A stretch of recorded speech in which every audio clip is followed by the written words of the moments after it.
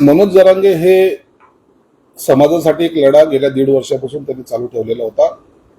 आजही त्यांचा लढा चालू आहे आणि अनेकांना असं वाटायचं की या निवडणुकीमध्ये जरांगे पाटील नेमकं काय करतात, एखाद्या पक्षाला किंवा एखाद्या माणसाला पाठिंबा देतात की काय, आणि त्याच्यावर अनेक तर्कवितर्क लोकांच्या मनामध्ये होते. काही लोकांची मजल तर इथपर्यंत गेली होती हे याला मॅनेज झाले का त्याला मॅनेज झाले, परंतु त्यांनी ठाम भूमिका आज त्यांनी स्पष्ट केली.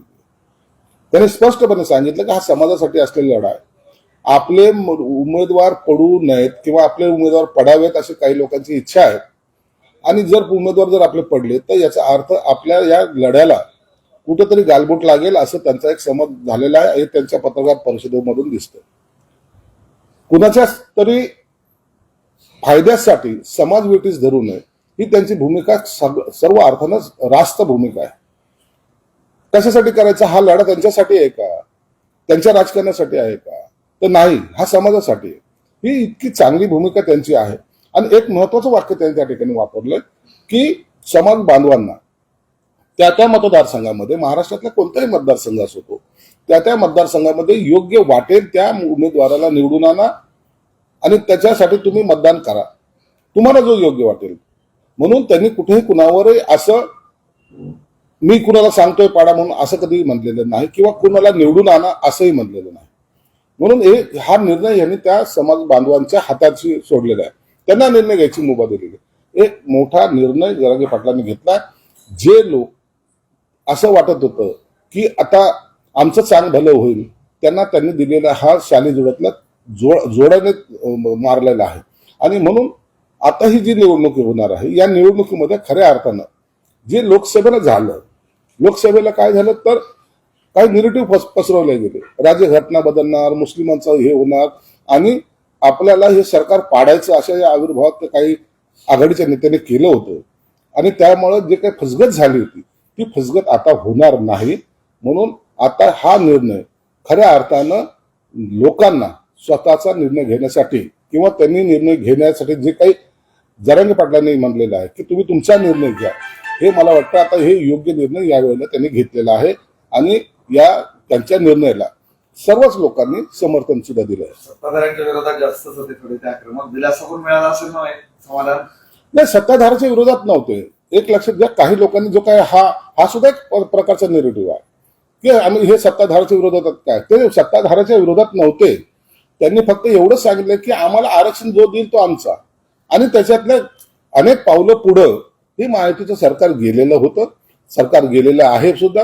याची कल्पना समाज बांधवांना सुद्धा असल्यामुळं ते सरकारच्या विरोधात म्हणणं, पण जो आरक्षण देणार नाही त्यांच्या विरोधात त्यांचा लढा आहे. आता महायुतीच्या उपमुख्यमंत्र्यांना ते टार्गेट करत होते, मग सरकारच्या विरोधात कसे नव्हते? हा मुद्दा आहेच ना. तर बघा, या आंदोलनामध्ये त्यांनी अनेकांना टार्गेटही केलंय. जे ज्यांच्या भूमिका त्यांना पटले नाहीत त्यांच्या विरोधात त्यांनी बोलायचा प्रयत्न केलाय. पण जेव्हा भूमिका समजतात, जेव्हा भूमिकेचं आकलन अनेक प्रकारे केलं जातं किंवा त्याच्यावर जेव्हा चर्चा होतात त्यावेळेला अशा सगळ्या गोष्टीतून हा मार्ग निघत असतो. म्हणून आता एकाच लाईनी चालणं हे काही योग्य नव्हतं. हे सगळं लक्षात आल्यामुळं काल त्यांनी रात्रभर या सगळ्या गोष्टीचा विचार करून आज निवडणूक लढवायची नाही असं जाहीर केलंय. याचा फायदा प्रत्यक्षरित्या आपल्या विरोधकालाच होईल असं दिसतंय सध्या तरी. काय होणार नाही. तुम्ही जे पाहिलं तर त्याचे कार्यकर्ते सुद्धा म्हणत होते गेल्या वेळेला जी काही आम्ही चूक केली ती आता आम्हाला भरून काढायची. गेल्या वेळेला म्हणजे लोकसभेला जे काही चुकीच्या पद्धतीने आपण गेलो होतो ते आता भरून काढायचे असं सुद्धा काही कार्यकर्ते तेथील कार्यकर्त्याचं म्हणणं होतं. आणि म्हणून आता ही लढाई ही वेगळ्या अर्थाने लढल्या जाईल.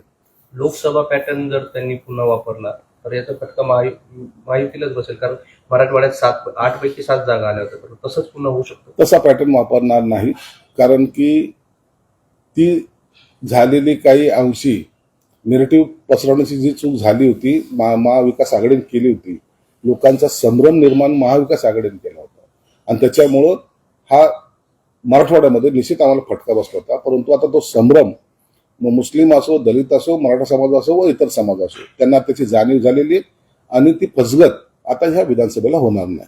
असं आहे की त्यांनी उमेदवार उभा केले असते तर प्रत्यक्षरित्या फायदा तुम्हाला झाला असता, महायुतीला झाला असता, कारण की मतांचं विभाजन झालं असतं. पण आता तुम्हाला तो फटका बसण्याची शक्यता नाकारता येत नाही, ही वस्तुस्थिती आहे. नाही, असं काही होणार नाही. जरांगे पाटलांनी अत्यंत स्पष्टपणे सांगितलेलं आहे, तुम्हाला योग्य वाटेल त्या उमेदवाराला तुम्ही मतदान करा. याचा अर्थ महायुतीच्या विरोधात जरांगे पाटील होते, हा जो काही निगेटिव्ह पसरवला जातो तो अत्यंत चुकीचा आहे.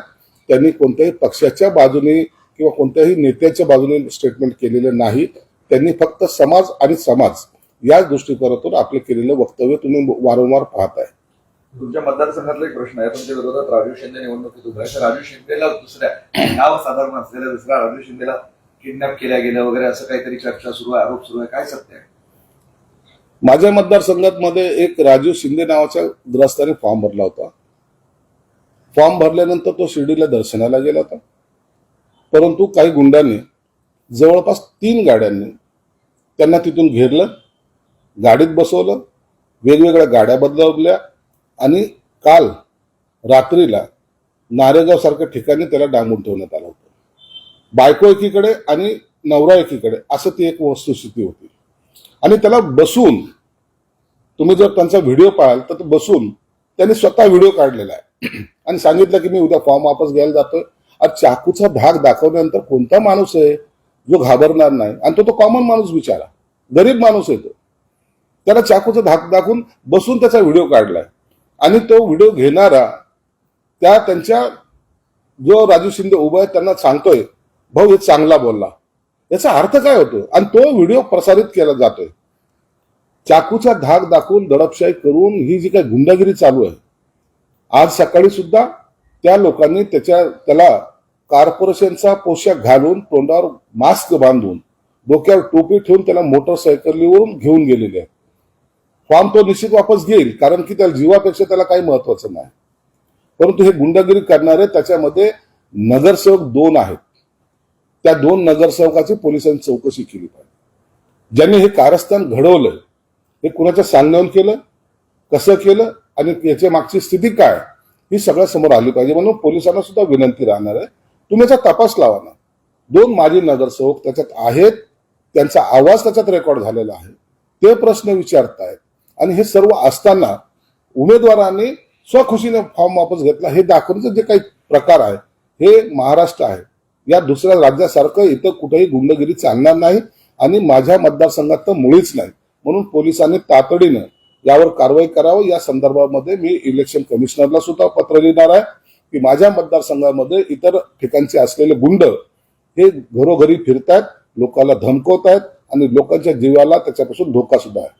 असं आहे की त्यांनी जबाब दिला पोलिसांना की माझं अपहरण वगैरे झालं नाही, ते पण बळजबरीने द्यायला लावलं. ते रेकॉर्डिंग पहा तुम्ही, ते रेकॉर्डिंग कोणी केलंय? एका रूम मध्ये बसून रेकॉर्डिंग केलंय कोणी? तो आवाज कुणाचा आहे? तो पोलीस सर्च करू शकतात ना. पोलीस चौकीमध्ये येऊन स्टेटमेंट देणं वेगळं आणि एखाद्या घरामध्ये बंदिस्त करून स्टेटमेंट देणं वेगळं. ज्यांनी स्टेटमेंट घेतले त्याचा आवाज रेकॉर्ड झालेला आहे, याचा तपास करायला काहीच हरकत नाही. हे कुणी घेतलं स्टेटमेंट, कोणत्या ठिकाणी घेतलं, का बोललं ते बोलले गेलं तिथं, आणि भाऊ चांगला बोलला, हा सगळा जो प्रकार आहे ते आपल्याला कळतं की ह्या माणसाला अपहरण करून तिथं बसवलंय आणि त्याच्याकडून ते वधवून घेतलं गेलेलं. आज उमेदवारीचा शेवटचा दिवस आहे. बंडखोरीचं मोठं आव्हान आहे महायुतीकडे बी आणि महाविकास आघाडीकडे, तुमच्याकडे. त्याच्या आधी हे कोण घडवतंय सगळं, म्हणजे हे आणि कशासाठी घडवलं जात आहे? ते 2 नगरसेवक कोण आहेत आणि कोण उमेदवार आहे का जे सगळं ते 2 नगरसेवक त्यांची नावं आहेत, त्यांची नावं माझ्याकडे आहेत आणि पोलिसांकडे सुद्धा ते नावं गेली असावीत. हे जे काही माझे अपोजिट उमेदवार आहे राजू शिंदे नावाचे, जे उबाठा गटाचे उमेदवार आहेत, त्यांनी हे सगळा प्रकार घडवलेला आहे, हे स्पष्टपणे दिसतंय. बंडखोरी संदर्भामध्ये महाराष्ट्रामध्ये ज्या ज्या ठिकाणी थोड्या बहुत प्रमाणात बंडखोऱ्या झाल्यात त्याच्या आता सर्वांचं फॉर्म वापस घ्यायचं प्रक्रिया सुरू झालेली. मला वाटतं 3च्या अगोदर अनेक ठिकाणचे उमेदवार हे आपले उमेदवारी अर्ज मागे घेतील. एखादा 2 जर सोडला तर बाकीच्या ठिकाणची बंडखोरी हे एकनाथ शिंदे असेल, देवेंद्र फडणवीस असतील किंवा अजितदादा असेल यांनी शमवलेली आहे. आणि आताही काही लोकांची बोलणी करून ते सुद्धा त्यांचा फॉर्म विड्रॉ करायला तयार आहेत. प्रश्न आहे की सदा सरवणकर माघार घेणार का बंडखोरी? सध्या तरी सदा सरवणकर माघार घेणार नाही. ते पक्षाचे चिन्हावर लढणार आहेत आणि पक्षाने त्याला अधिकृतपणे एबी फॉर्म दिलेला आहे. कारण काल भाजपने त्या यांना समर्थन पाठिंबा दिलाय, जे सरवणकरांविरोधात उभे असलेले अमित ठाकरे. त्यावर मुख्यमंत्री एकनाथ शिंदे साहेब निर्णय घेतील आणि तो निर्णय मला वाटतं तुम्हाला दुपारपर्यंत कळून येईल.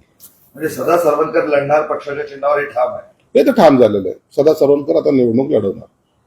नाशिकचे तुमचे 2 उमेदवार नॉट रिचेबल आहेत, जे अजित पवारांच्या विरोधात आहेत. बंडखोर ते नॉट रिचेबल आहेत असं तुमच्या माध्यमातून कळतंय, परंतु तरीही पक्षातर्फे त्यांचा योग्य तो त्यांचे संपर्क साधण्याचा प्रयत्न केला जातोय.